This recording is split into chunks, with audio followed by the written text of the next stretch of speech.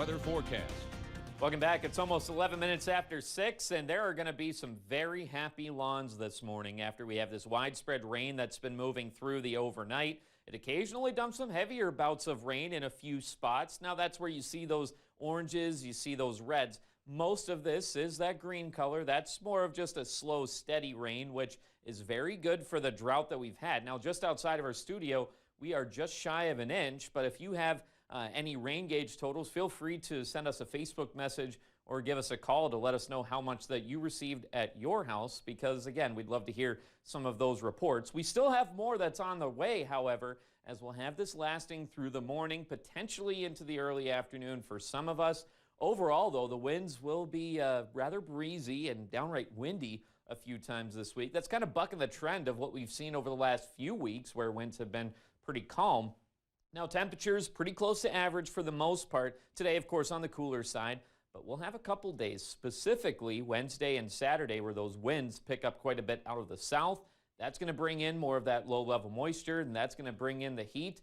And we have some midsummer-like temperatures that will be on the way. But today, it'll kind of feel like fall with a good bit of cloud cover. Temperatures not really moving. The thermometer getting a well-deserved break for today as we hang out mostly in the low to mid-60s, and a few spots may get into the upper 60s. But a look at our Nicolay Bank Skycam on Hastings Way showing that rain still coming down and plenty of moisture still on the roadways this morning, and a lot of us into the lower 60s. Eau Claire sitting at 62 degrees. Some of us into the upper 50s further towards the north into the east, 57 both in Neillsville and in Medford. Now our winds also out of the east right now, and again, they are breezy to kick us off. A lot of us between 5 to 15 miles per hour.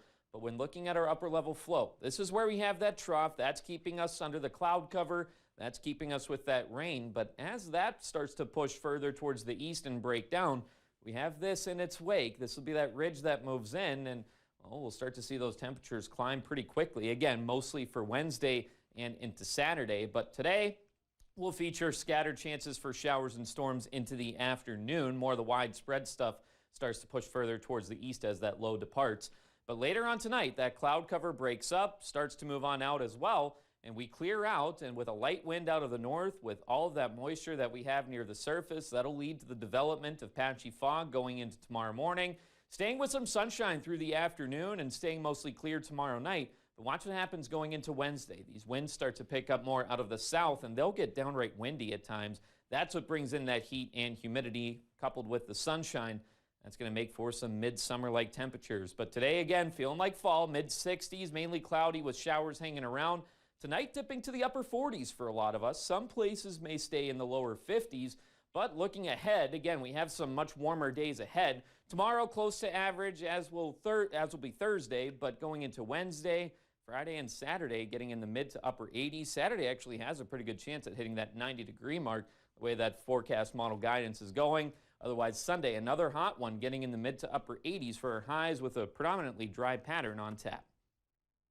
Now for a Sunshine Award today, the Outhouse crew would like to nominate Todd Cragness and says, as president of the Colfax Public School Board, he has worked tirelessly to get the school district through the trials of the pre- and post-COVID world. He has ensured the safety of both our students and staff. Todd has become a pillar of our small-town community.